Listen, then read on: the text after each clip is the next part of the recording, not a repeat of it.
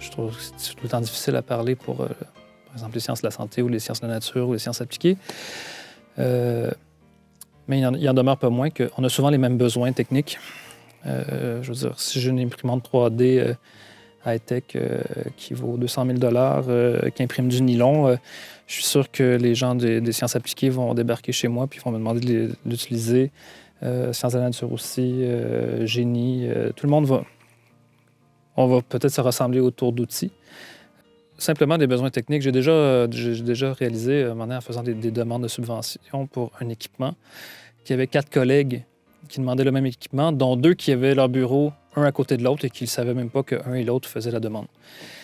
Déjà, en brisant ces vases clos-là, je pense qu'on peut... Et si on circule à travers l'idée de besoins techniques, hein, peut-être qu'on va arriver à se rencontrer aussi à travers des thématiques, mais je pense que ça prend un lieu de rencontre. Puis peut-être que ce lieu de rencontre-là, ça passerait peut-être par la technique. Comment on pourrait briser justement cette gestion par silo, par département, par programme?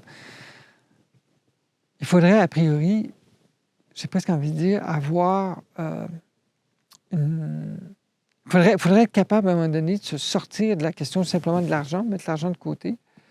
L'argent, oui. L'argent, c'est une chose. Et effectivement, on en a besoin. Si je veux offrir des cours de qualité, j'ai besoin d'équipements de qualité. J'ai besoin d'avoir le financement qui vient avec. OK? Ça, c'est une chose.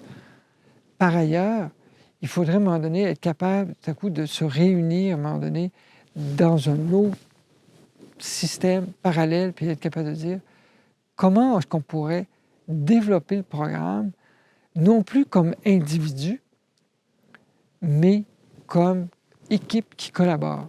Parce que ça aussi, c'est l'autre chose à l'heure actuelle, je pense, c'est la question du financement est beaucoup aussi liée à des individus qui, pardonnez-moi de reprendre l'expression, mais qui mesurent parfois leur pouvoir en nombre de pieds carrés qu'ils occupent ici à l'université, et que peut-être qu'il faudrait être capable de se dire, oui, ça c'est une chose, mais si on le pensait en termes d'équipes qui sont en train de créer quelque chose, qui va amener encore plus de monde et qui va faire de sorte que l'UQAC, en fait, changerait littéralement de statut. Moi, je pense que si on est capable de se mettre sur un autre mode en termes d'équipes qui collaborent, mais réellement qui collaborent, là, et comme je dis, je ne travaille pas contre toi, je travaille pas, je n'ai pas à me battre pour te prendre tes étudiants. Au contraire, que tu me prennes mes étudiants, tant mieux. Tant mieux, parce qu'en fait, c'est des étudiants qui restent. C'est des étudiants qui sont, appelez ça, nourris de ce que je lui ai apporté, de ce que tu lui apportes, et que ça permettrait, je pense, justement, de créer une autre synergie qui serait basée vraiment sur la collaboration entre des gens qui travaillent dans des programmes totalement différents, mais qui ont pu se battre l'un contre l'autre au niveau du financement. Et au niveau du nombre de pieds carrés pour obtenir plus de bureaux, ça ne devrait jamais, jamais être ça. Ça devrait être toujours, non, on travaille ensemble pour plus. Bon, quand j'arrive dans le stationnement puis je veux ma place, par contre, je serais très content de l'avoir. Les défis là, sont beaucoup d'ordre humain. Hein.